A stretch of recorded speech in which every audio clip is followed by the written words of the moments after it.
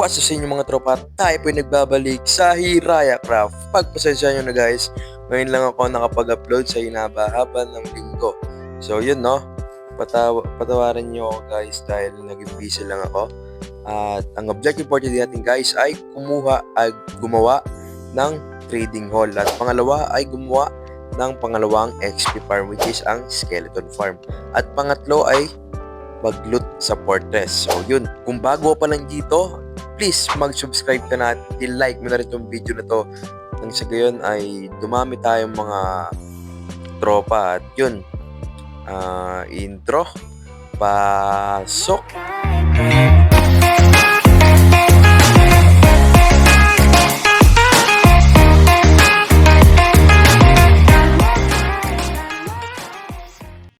Okay guys, kung natatandaan nyo pa, ito yung mga village na kinulong natin nung episode, ano ata yun? Yung nagloot tayo dito sa village na to. So kung fans ka ng Hiraya Craft guys, alam mo yun.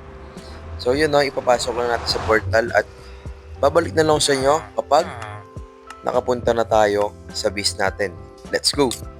So yun guys, no, napasok na natin itong dalawang villager na to at ilalagay lang natin doon sa paglalagyan natin ng trading hall. Okay? Wait lang. Ano lang natin ito? Kunin lang natin yung list natin dito sa dalawang tool. Ay, meron pa pala akong list dito. Dalawa rin. So yun, balik lang natin. Yan. Okay, no? So, bitbitin lang natin to. At ito time-lapse ko na lang to. Let's go!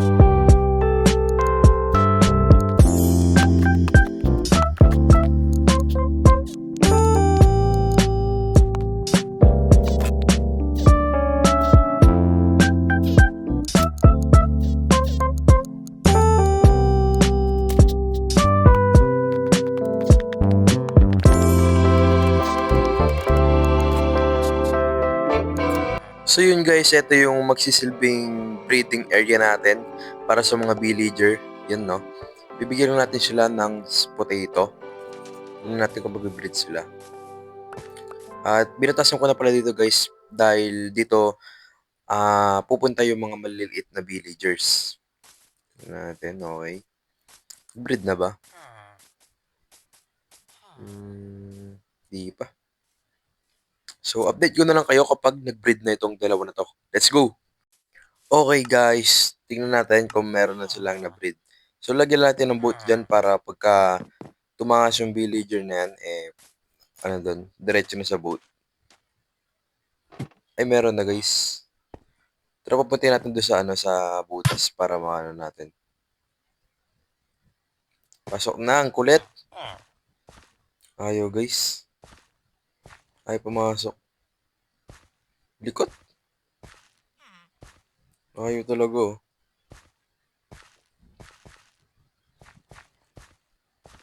Ayaw.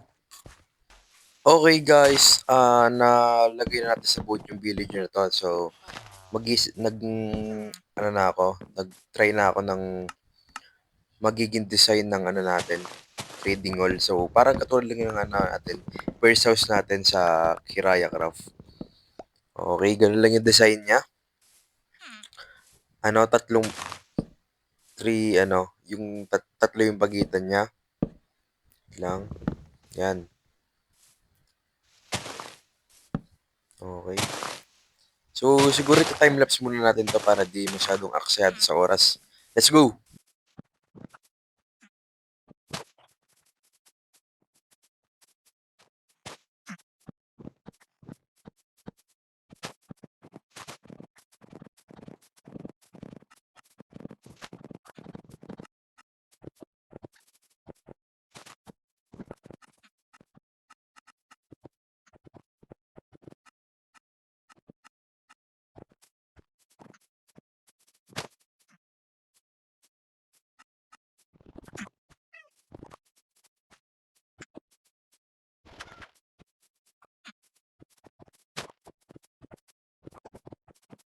Okay guys, medyo inayos ko tong trading hall natin. So, yun, nagka-ano na rin tayo, nagka-lecture na rin tayo, tsaka nagka-rail na tayo para mas mabilis yung ano natin sa mga villagers sa paglipat natin sa kanila sa pwesto na to.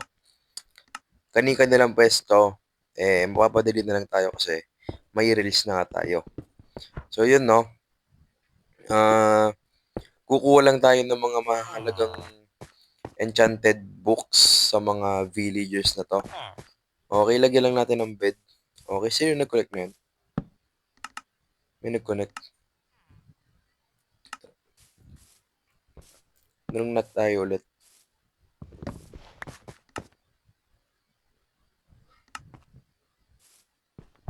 Lagyan lang tayo ng rail. Lang lang natin to. Then, yan. Kukonek lang natin dito. Yan lang yung ginagawa ko guys. Para ano yung mga baby villager. Tsaka, medyo matagal din yung ano nila guys ha. Yung pagtandaan nila. Tagal din. Okay, no?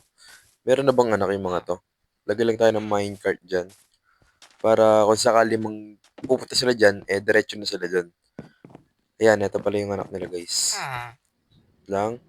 Tabi muna kayo. Hanip ko muna yung minecart. Okay. Ito na ng villager na maliit na to. Ayaw mo na dito. Ito na doon. Gagi ka. Ay! Matanda yung guys. Mali yan eh. Hirap talaga ng mga baby villagers. Yun na, ano pa. Wait. Nagkawalaan na nga guys. Lang. Dito siya pumupunta kaya wawasakin natin to. Uy, yung baby villager nakawala din oh. Gagi na yan guys. Hirap naman. Ang lilikot ng mga baby villager. Yan, lagay lang natin yan. Lalagyan natin slab. Then, nasan yung maliit na villager? Okay guys, nag-breed naman yung dalawang ano dito. Hindi ko makuha yung maliit na villager kanina na tumakas kasi napakalikot niya. So, pinatay ko na lang. Tsaka nag-breed naman yung dalawa na to. Okay, pagka ganyan yung ginagawa natin guys, dumadiretso na sila dito sa ano na yan. Tapos hihintayin ko na lang sila lumaki. Tsaka ako mag-AFK dito sa trading area natin. Tapos, tatakpan ko lang ng ano dyan, ng ah, tawag dito, cobblestone. Yan. Tapos, tatanggalin natin yung minecart kasi wala tayong masyadong iron. Lang. Sige lang. Kuha kaya natin. Masyado kasi malikot to eh. Hindi, makukuha naman pala.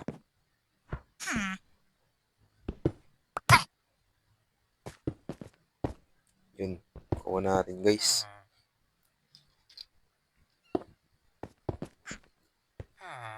Yan. Okay na siya. Okay guys, nakakuha na tayo ng mending, no? Sticky piston lang pala yung ginagamit ko guys para mag-rework, mag-keep or pass yung mga, mga item or mga tinetrade ng mga villagers natin. Tsaka ako tatanggalin yung sticky piston, then ibabalik ko na lang sa dati. Okay, ganyan lang yung ginagawa ko guys. Okay guys, nakakarami na nga tayo dito. Meron tayong Depth Strider, and then Mending 1, Silk Touch 1, Turns 3. Ay hindi, Green Villager pala yan guys. Kaya ko papatayin yan dahil di sila kumukuha ng work.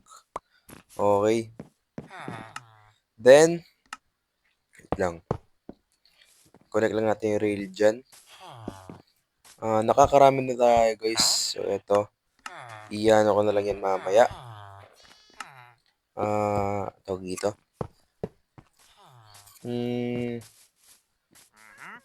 Lalagyan ko na lang ng yung mga tetrade niya sakali. So, yun guys, no. Ito pala yung natin. Nilipat ko na yung farm natin ng cow tsaka ng sheep dahil kailangan natin yan kasi dito tayo nag-AFK. Tsaka dito rin tayo kukuha ng mga wool.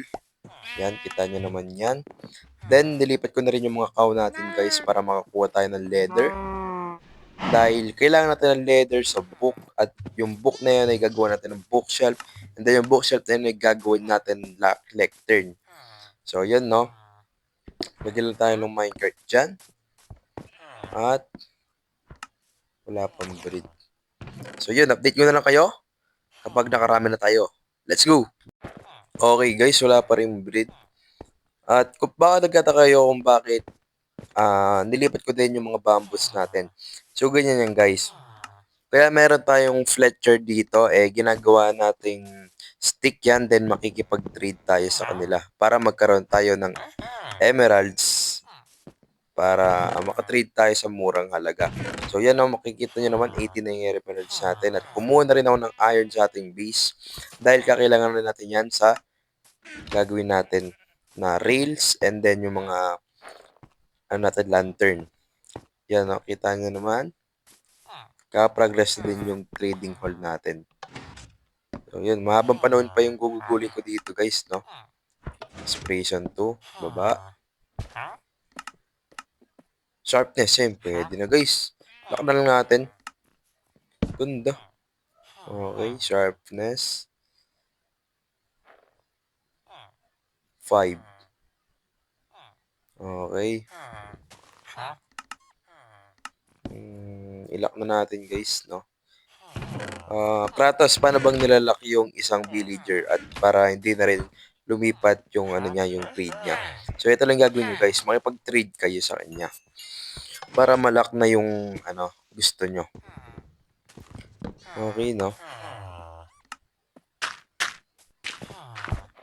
Yan, takpan natin dyan. Then, i-connect natin yung rail dun sa na yan.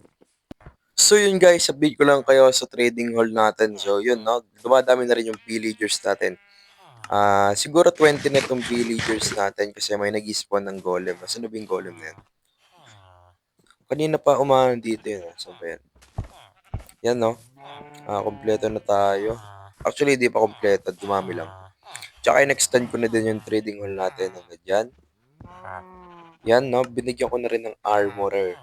Kasi kakailangan rin natin yan sa mga diamond armors natin. Yun, no? Kaya ko ginagawa yung villager trading hall natin guys ng off-cam kasi hindi ko naman siya kailangang i-record pa dahil nagkakos lang siya ng maraming oras. So ito pala yung natin, yung golem natin. Kasi papatayin na rin natin guys kasi double siya pag gumagawa ako. Okay, no? Pansin nyo naman, may mending na ang ating diamond sword. Nakipag-trade ako kanina dun sa mending natin. Okay, no? Yan, tignan nyo naman yung mending natin, guys. Nakipag-trade na ako. Marami rin yan, guys, no? Yan. 36 na rin yung emeralds natin. Okay, guys, tapos na ang ating objective sa villagers. Yan. Paki-check na lang. At ang susunod natin ay humanap ng skeleton spawner at gagawin nating farm yun. Nang sa gayon guys, dumami rin yung XP natin. Dahil yung spider farm natin guys, hindi siya masyadong efficient. So, yun. Let's go! So, yun guys, ito yung coordinates na sinabi nung seed generation. So, yun. Babalik na lang sa inyo kapag nakita na natin at nahanap na natin yung location nun. Let's go! So, Y-48 na tayo guys at nakita na natin yung spawner yun. Ilawan lang natin. Okay, may skeleton agad. Yan. Kung natin kung anong loot, walang kwenta guys. Sunugin na lang natin yan. So, yung print natin ito. Gamit na gamit yung print natin guys. Wait. Okay, no? Ito. Lagi kwenta. Pero kunin natin yung iron. Yan. Okay, no? So, yun guys. Kada area na itong spawner natin ay 4x4. Then, yung height niya ay 2 blocks. Then, sa baba din ay 2 blocks. So, yun. Time-lapse. Simulan na natin to. Let's go!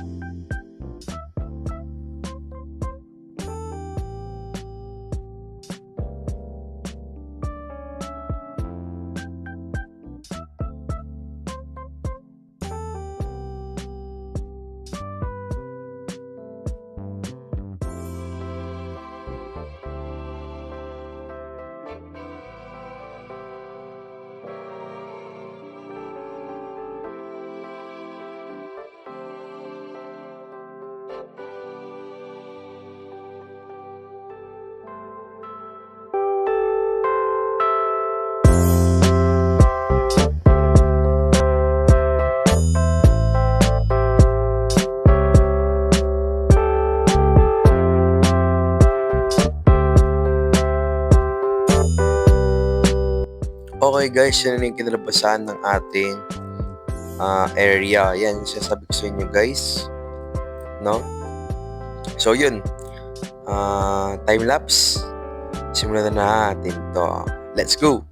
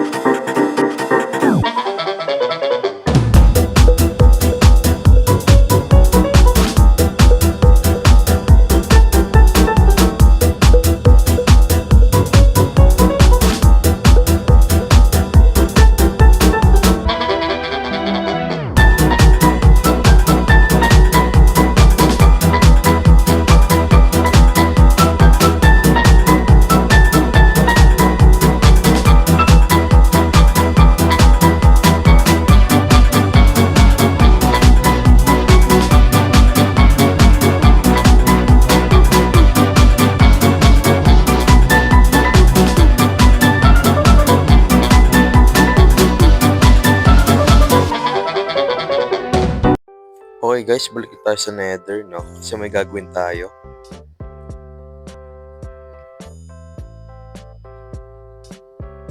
So, papalawakin lang natin yung space ng ating portal guys kasi kailangan natin dahil malilito tayo kung saan nga ba yung portal natin papunta sa base dahil pag malawak at may tanda tayo sa portal natin guys ay hindi tayo malilito, no?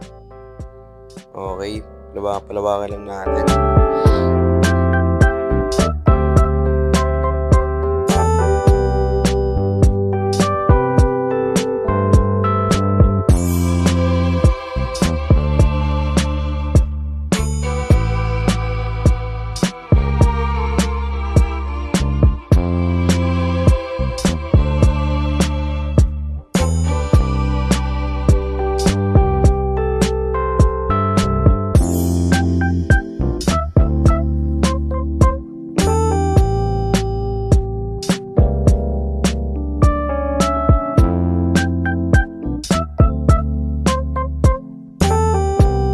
Okay guys, no, i-connect na natin yung portal natin dito sa ating skeleton spawner. So yun, time lapse. Ito na bala dito. Let's go!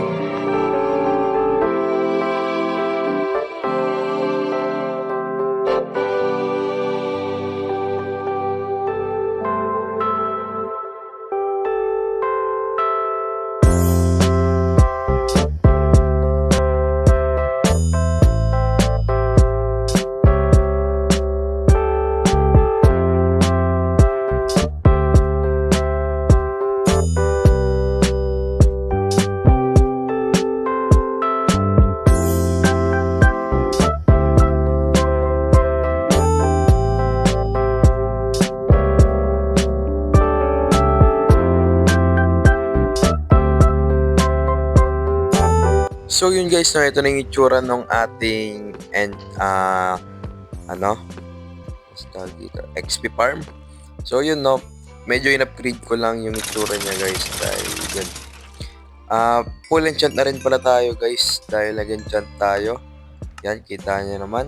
Dahil sasabak tayo sa Nether Fortress. Yan, Skeleton Slayer, dyan si Astus, dyan si Robin Hood, dyan si Asha, dyan si Mjolnir. So, pinangalan ko na rin yan guys. Ilang oras din ako nag-AFK dito para lang makuha yung mga enchantment na yan at nakipag-trade ako sa mga villagers na yan. Kita nyo naman 143 days na. Yan. Kita nyo rin yung mga item na nilagay ko doon sa mga nalot natin sa skeleton. So, yun. Sasabak na tayo sa fortress. In 3, 2, 1, let's go!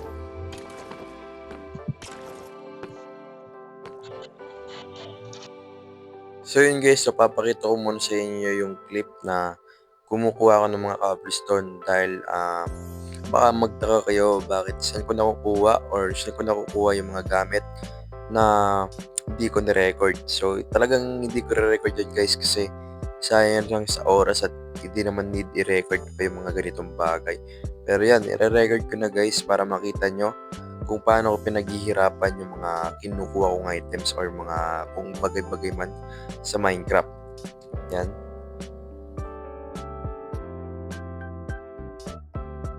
So yun guys, bago ko nga pala malimutan, lalagyan natin ng unbreaking shield natin. Kasi palagi tayong papaluin ng mga blades. Yan, ganyan lang yung ginagawa ko guys. Dami natin nakuha ang puno dun sa spruce natin. Yan no. Papakita sa inyo paano ako nakikipag-trade sa mga villagers at paano ako nakakuha ng mga mendings or kung ano pa man na enchantment books.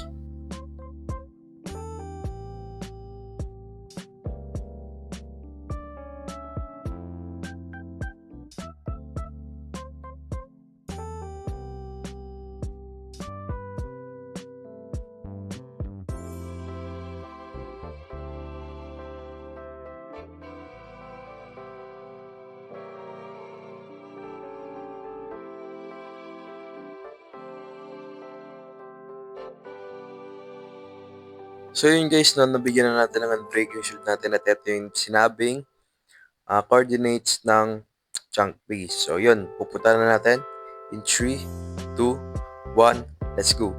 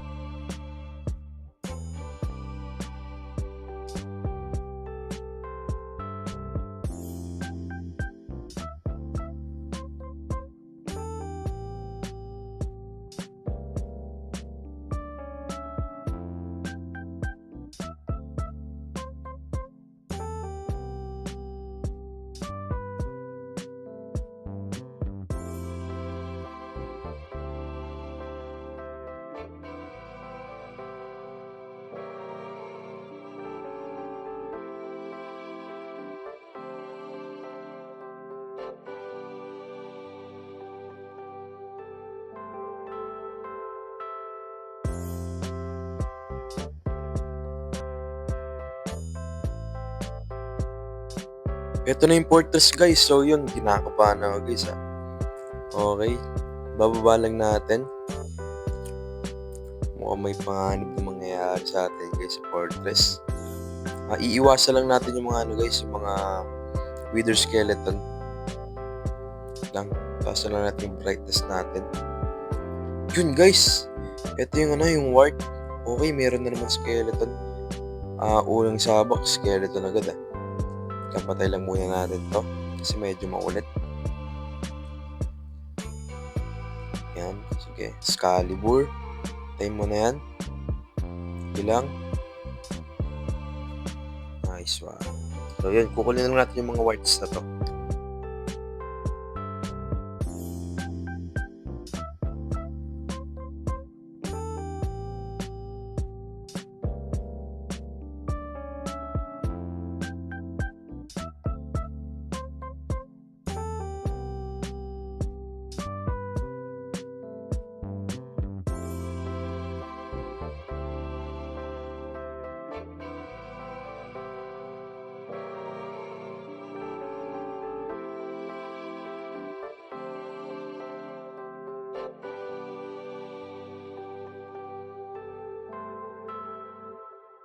Okay guys, sasabak tayo dito, mag-blaze rod farming tayo, no?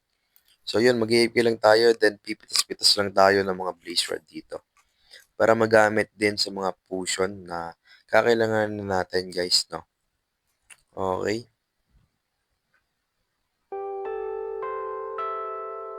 Pero pa ba dito sa taas? Wala na ata.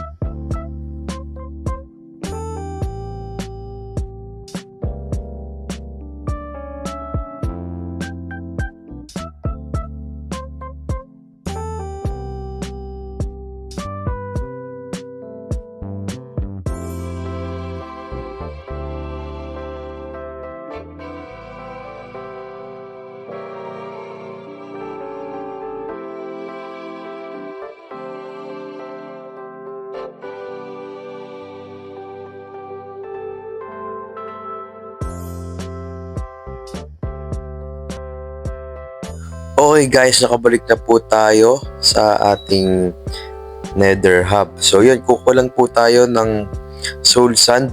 Nang sa gayon po ay may magamit tayo sa gagawin nating wart farm. Kasi dun lang po tumutubo yung mga wart farm. So yun, timeless ko na lang to. Let's go!